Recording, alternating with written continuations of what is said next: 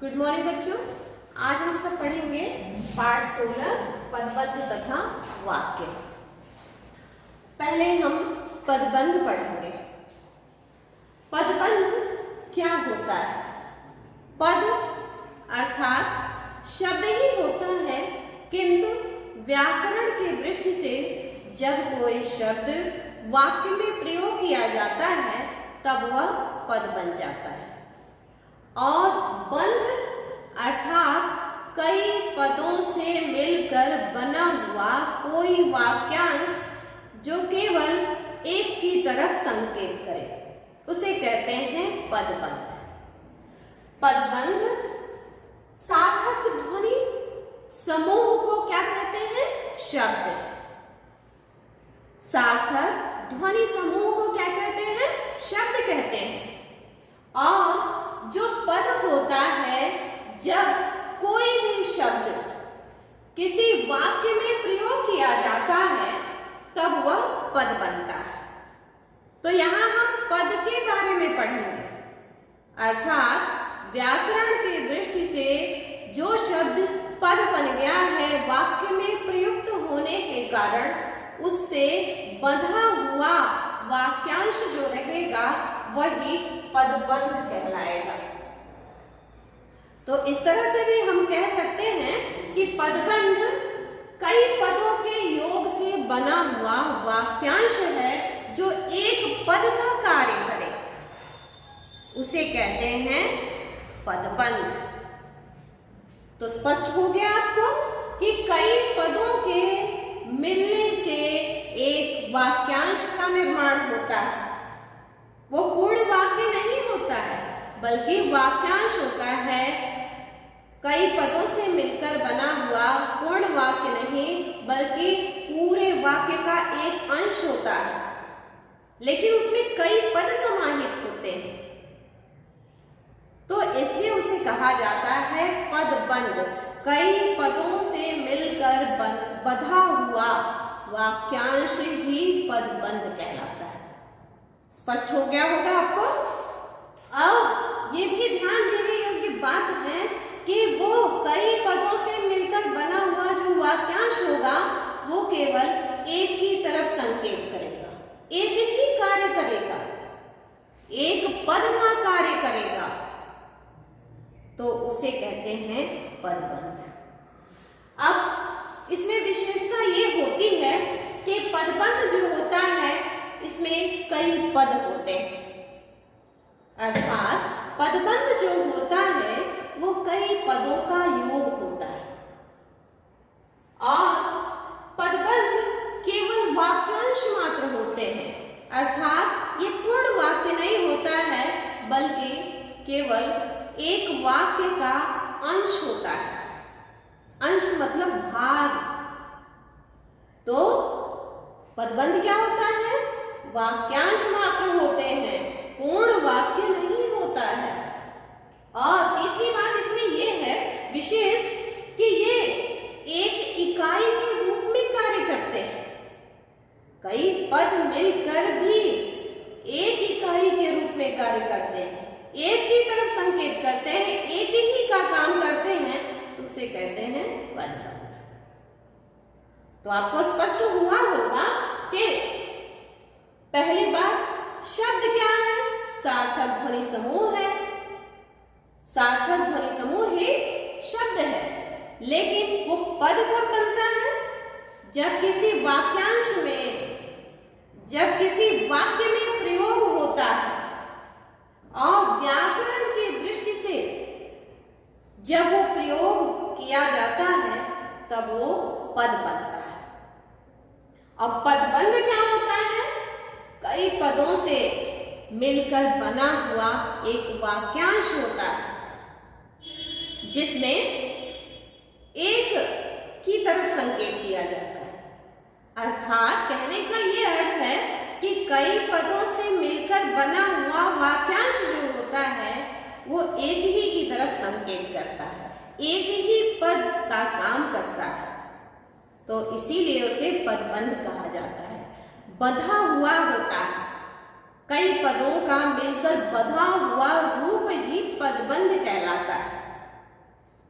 इसकी विशेषताएं ये हैं कि ये केवल वाक्यांश मात्र होता है और ये कई पद मिलकर भी एक इकाई के रूप में ही कार्य करते हैं और इसके भेद भी कई हैं, जैसे संज्ञा पदबंध, सर्वनाम पदबंध, विशेषण पदबंध, क्रिया पदबंध और क्रिया विशेषण पदबंध। ये किसके भेद हैं? पदबंधों के भेद हैं। पदबंध के ये भेद हमें आमतौर पर किसी भाषा में या फिर व्याकरण में प्रयोग में दिखाई देते हैं। तो संज्ञा के पदबंध होते हैं, सर्वनाम के पदबंध होते हैं, विशेषण के पदबंध होते हैं, क्रिया के पदबंध होते हैं और क्रिया विशेषण के पदबंध होते हैं। तो इस तरह से ये पदबंध के भेद कहे जाते हैं। तो अभी तक आपने ये समझा कि शब्द क्या है, पद क्या है, पदबंध किसे कहते हैं और पदबंध के कितने भेद होते हैं।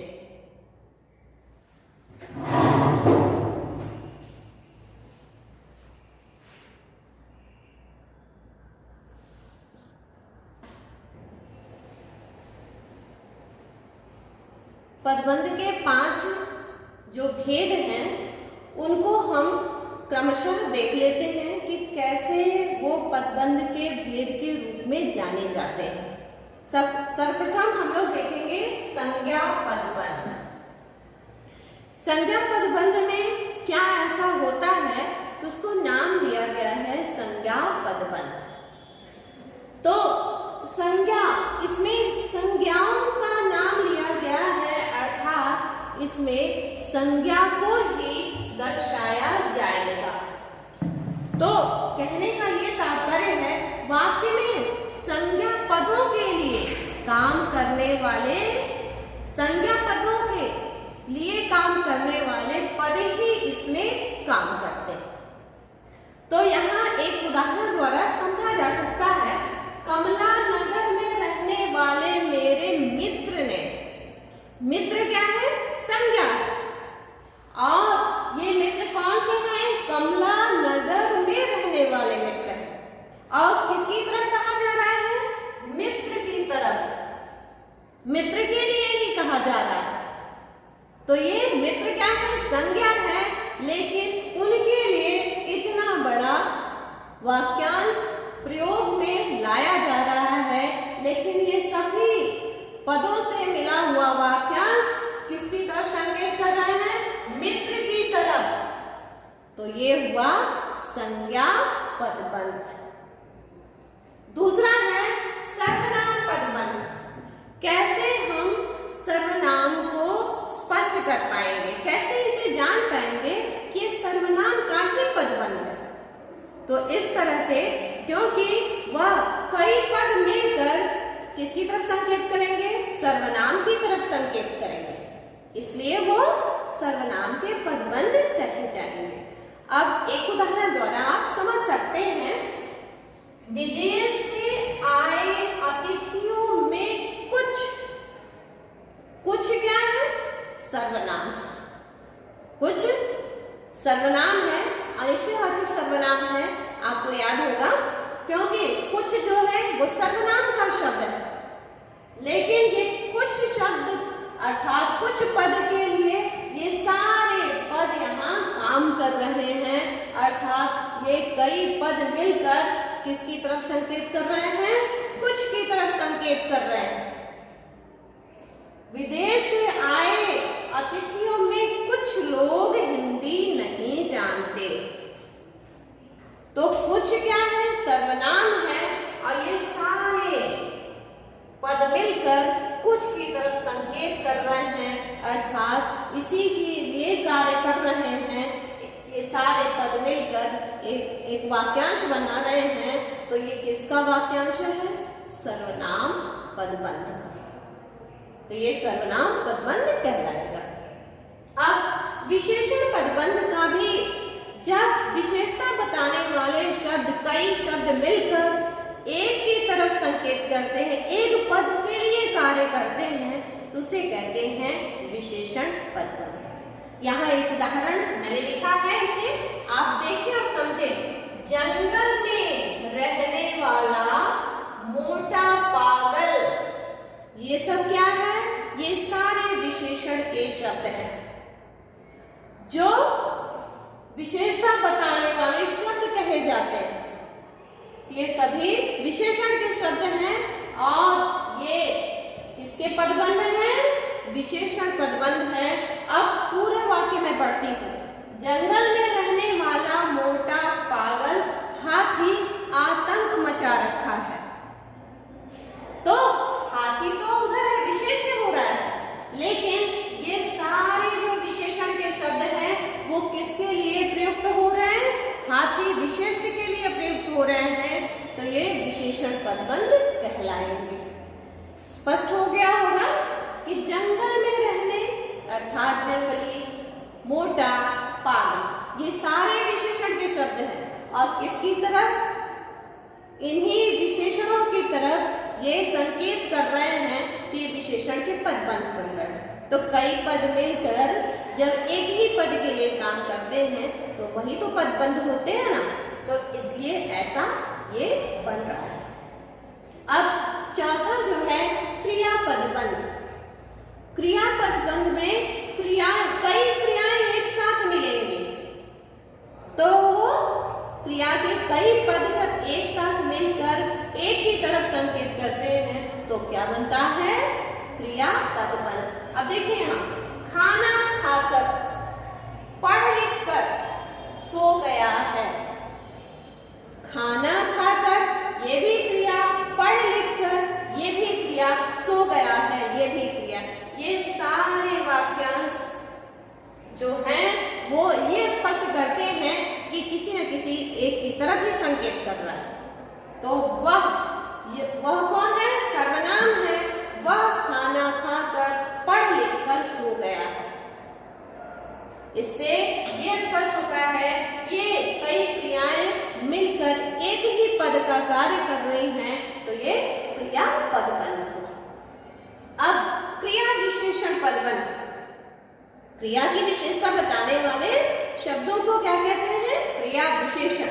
तो कैसे वो पदबंध बन रहा है इसको समझते हैं। तो अर्थात कहने का तात्पर्य ये है कि इसमें एक क्रिया विशेषण नहीं बल्कि कई क्रिया विशेषण के शब्द या पद मिलकर एक वाक्यांश का निर्माण करेंगे, वही क्रिया विशेषण पदबंध बनेगा या कहलाएगा। जैसे कल सुबह तक, कल भी सुबह, ये क्या है? दोनों ही क्रिया विशेषण के शब्द हैं जो एक ही की तरफ इशारा करते हैं। आएंगी क्रिया है, लेकिन ये कब तक आएंगी? कल सुबह तक। तो ये क्रिया की विशेषता को व्यक्त कर रहे हैं, इसलिए क्रिया विशेषण के पदबंध बन रहे हैं। तो कई पद मिलकर एक पदबंध का निर्माण करना। तो माँ कल सुबह तक आएंगी, इसमें क्रिया विशेषण क्या है? कल सुबह तक। तो ये कई पद मिलकर वाक्यांश बन रहे हैं अर्थात पदबंध बन रहे हैं, और वो किसके पदबंध बन रहे हैं? क्रिया विशेषण के।